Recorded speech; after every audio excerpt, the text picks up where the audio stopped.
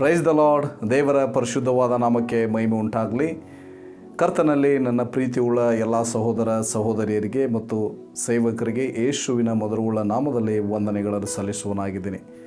ಪ್ರಿಯರೇ, ನೀವೆಲ್ಲರೂ ಚೆನ್ನಾಗಿದ್ದೀರೋ ನಂಬಿದ್ದೇನೆ. ಹಾಗೆ ನಮ್ಮ ಕರ್ತನು ನಿಮ್ಮನ್ನು ಆಶೀರ್ವದಿಸಿ ನಡೆಸಲಿ ಎಂಬುದಾಗಿ ನಾವು ಪ್ರಾರ್ಥಿಸುವರಾಗಿದ್ದೇವೆ. ದೇವರಿಗೆ ಸ್ತೋತ್ರ ಉಂಟಾಗಲಿ. ಈ ದಿನದ ಒಂದು ಚಿಕ್ಕ ಸಂದೇಶಕ್ಕಾಗಿ ನಾವೊಂದು ವಾಕ್ಯವನ್ನು ತೆಗೆದುಕೊಳ್ಳೋಣ. ಕೀರ್ತನೆಗಳ ಪುಸ್ತಕ 145ನೇ ಅಧ್ಯಾಯ ಅದರ 18ನೇ ವಚನ ಈ ರೀತಿಯಾಗಿ ಹೇಳುವುದನ್ನು ನಾವು ನೋಡ್ತೇವೆ. ಯೆಹೋವನಿಗೆ ಮೊರೆ ಇಡುವವರು ಯಥಾರ್ಥವಾಗಿ ಮೊರೆ ಇಡುವುದಾದರೆ ಆತನು ಹತ್ತಿರವಾಗಿಯೇ ಇದ್ದಾನೆ. NKJV ಬೈಬಲ್ನಲ್ಲಿ ಈ ರೀತಿಯಾಗಿ ಹೇಳ್ತದೆ ಪ್ರಿಯರೇ, the Lord is near to all who call upon him, to all who call upon him in truth ಎಂಬುದಾಗಿ ನಾವು ನೋಡ್ತೀವಿ. ಕನ್ನಡದಲ್ಲಿ ನಾವು ಯಥಾರ್ಥವಾಗಿ ಎಂಬುದನ್ನು ನೋಡ್ತೀವಿ. NKJV ಇಂಗ್ಲೀಷ್ನಲ್ಲಿ ಇನ್ ಟ್ರುತ್ ಎಂಬುದಾಗಿ ನಾವು ನೋಡ್ತೀವಿ.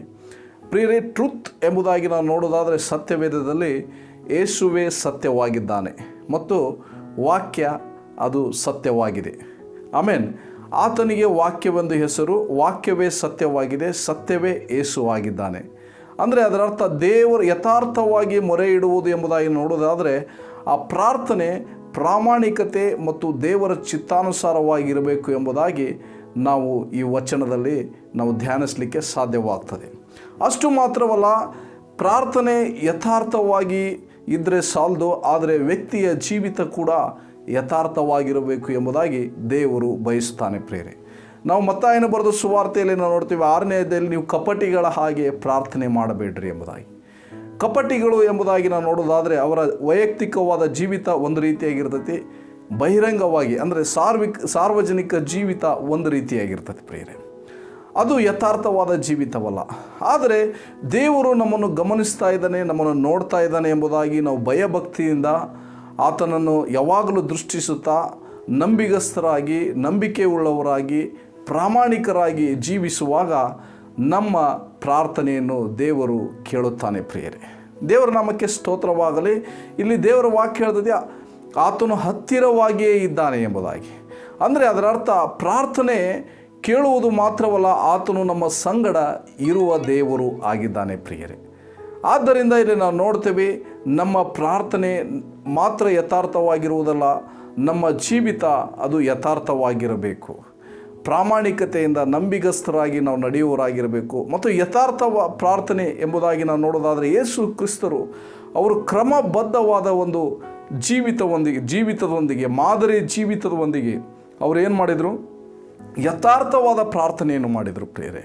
ಅಂದರೆ ಒಂದು ದಿವಸ ಬಿಡೋದು, ಮತ್ತೊಂದು ದಿವಸ ಮಾಡೋದು, ಅಂದರೆ ಟೈಮ್ ಇಲ್ಲದೆ, ಅದಕ್ಕೊಂದು ಕ್ರಮ ಇಲ್ಲದೆ ಅವರು ಮಾಡಲಿಲ್ಲ. ಆದರೆ ಅವರು ಏನು ಮಾಡೋದು? ಕ್ರಮವಾದ ಪ್ರಾರ್ಥನೆಯನ್ನು ಮಾಡಿದರು. ಮತ್ತು ಆ ಪ್ರಾರ್ಥನೆ ಆ ದೇವರ ಚಿತ್ತಾನುಸಾರವಾದ ಪ್ರಾರ್ಥನೆ ಆಗಿತ್ತು. ಆವಾಗ ಏನಾಗ್ತದೆ? ಇದು ಯಥಾರ್ಥವಾದ ಪ್ರಾರ್ಥನೆ ದೇವರು ಕೇಳಿ ಅದರ ಜೊತೆ ಅದಕ್ಕೆ ಉತ್ತರ ದಯಪಾಲಿಸುವುದು ಮಾತ್ರವಲ್ಲ, ದೇವರು ನಮ್ಮ ಸಂಗಡ ಇರುವಾತನಾಗಿದ್ದಾನೆ. ಅದಕ್ಕಾಗಿ ಯೇಸು ಕ್ರಿಸ್ತರು ಒಂದು ಮಾತು ಹೇಳಿದರು. ಯೋಹಾನನ ಬರೆದ ಸುವಾರ್ತೆಯಲ್ಲಿ ನಾವು 8ನೇ ಅಧ್ಯಾಯ 29ನೇ ವಚನದಲ್ಲಿ ನಾವು ನೋಡ್ತೀವಿ. ದೇವರು ಅಲ್ಲಿ ಯೇಸು ಹೇಳುವಂಥ ಒಂದು ಮಾತು, ಆತನಿಗೆ ನಾನು ಯಾವಾಗಲೂ ಮೆಚ್ಚುಗೆ ಆದದ್ದನ್ನೇ ಮಾಡುವುದರಿಂದ ನನ್ನನ್ನು ಒಬ್ಬಂಟಿಗನಾಗಿ ಬಿಡಲಿಲ್ಲ ಎಂಬುದಾಗಿ. ಅಂದರೆ ದೇವರಿಗೆ ಮೆಚ್ಚುಗೆ ಆಗುವಂಥದ್ದು ಯಾವುದಂದರೆ ಆತನ ಆಜ್ಞೆಗಳನ್ನು ಅನುಸರಿಸಿ ಆತನ ವಾಗ್ದಾನಗಳ ಮೇಲೆ ಭರವಸೆಯಿಂದ ನಾವು ಜೀವಿಸುವುದೇ. ಭಯಭಕ್ತಿ ಉಳ್ಳ ಒಂದು ಜೀವಿತ ಒಂದು ಏನಾಗಿದೆ ಅಂತ ಹೇಳಿದರೆ ಅದು ಯಥಾರ್ಥವಾದ ಜೀವಿತ.